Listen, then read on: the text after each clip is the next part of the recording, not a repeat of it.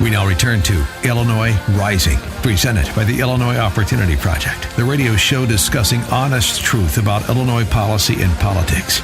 Here's AM 560's Dan Proft. Dan back with Pat on this edition of Rising, and this week we had our first televised gubernatorial debate. This was on the Democrat side, all 6 candidates. You're probably not familiar with most of them, but I'm sure you are with Pritzker and Kennedy, Spalding and Mayor Quimby. Those two had some moments, including, perhaps my favorite moment from the debate, these stupid questions that you get in debates, and Pat, you've been in them, from moderators like Carol Maureen. Say something nice about your opponent. They're just torturous. But Chris Kennedy took the opportunity to torture his buddy JB with his response. Mr. Pritzker and Mr. Kennedy, let me start with the two of you on this. Can each of you name a positive thing your opponent has brought to this race? No. Mr. Pritzker? Well, I admire very much the work that Mr. Kennedy's family has done on behalf of the Special Olympics. It's something very important for us to recognize. I want to congratulate him and his family on the work that they've done. Mr. Kennedy? Tumbleweeds roll by. I'm challenged in this election because I think that as Democrats, we believe government can be our ally. And when JB emerges as the poster child of all that's wrong with the corrupt system in our state, it's difficult for me to heap praise on him. And that's where I unfortunately need to end it. And then JB Pritzker said, "I want you in my belly."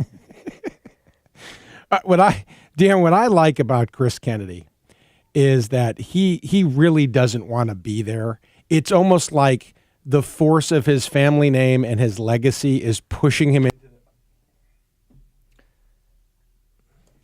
into a spot that otherwise he would not be part of.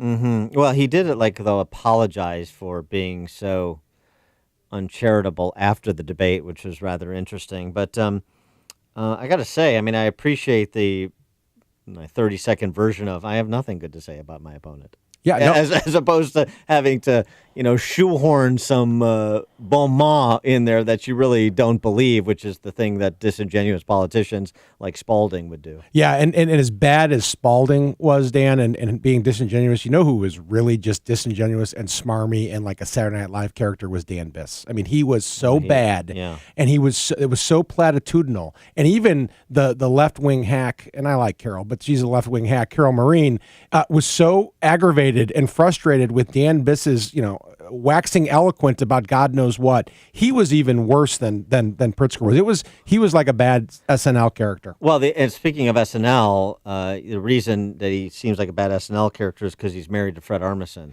I don't know if you've seen his commercials.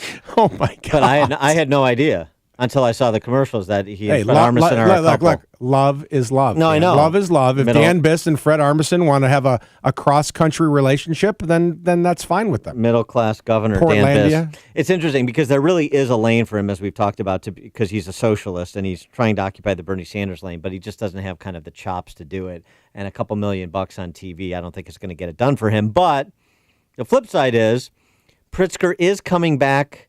I think perhaps he's coming back to the pack a little bit with this Blagojevich flap that he's got to face. The audio recordings of him and Blagojevich talking about JB's political interest, maybe state treasurer, maybe attorney general, maybe U.S. Senate seat.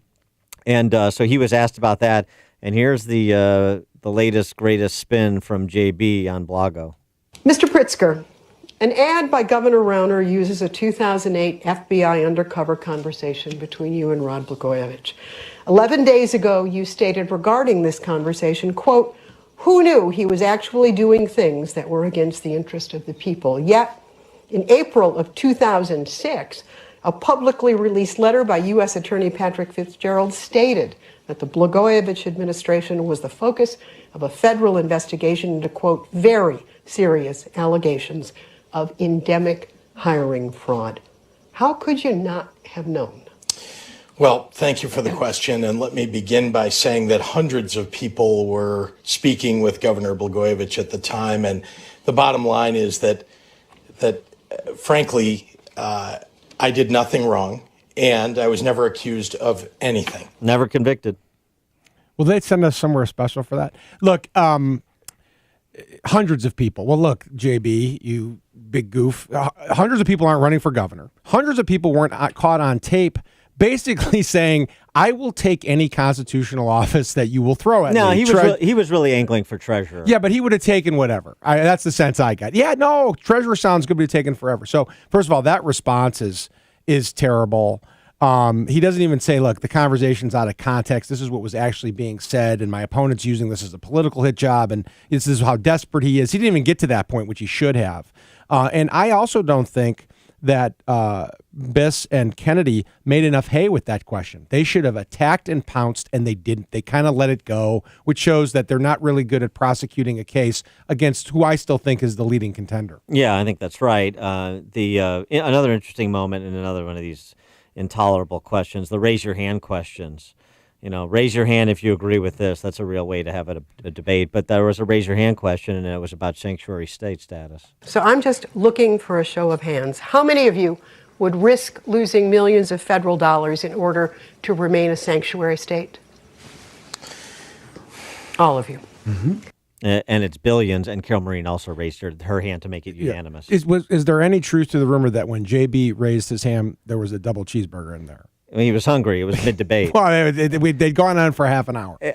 Interestingly, there's a certain Republican governor who had also raised his hand to that question. I think he did. I think he was sitting at one of his 9 homes, and he was raising his hand. And, of course, Diana told him, Bruce, put your hand down. Put your hand down. And then he did. And then he did immediately. Put it right down. Right. And so, yeah, boy, that's something to consider if you won an election where there's a contrast, where you actually have options when it comes to important policies like sanctuary state. The other thing is it gives lie to the Rauner talking point that the Trust Act wasn't designating Illinois as a sanctuary state. You just heard Carol Marin characterize it as such. All the Democrat candidates agree because they know that it's designating Illinois as a sanctuary state, and it is an untenable position, a disqualifying position, I believe, for the Republican nominee for governor of the state of Illinois. But I guess the voters will decide on March 20th.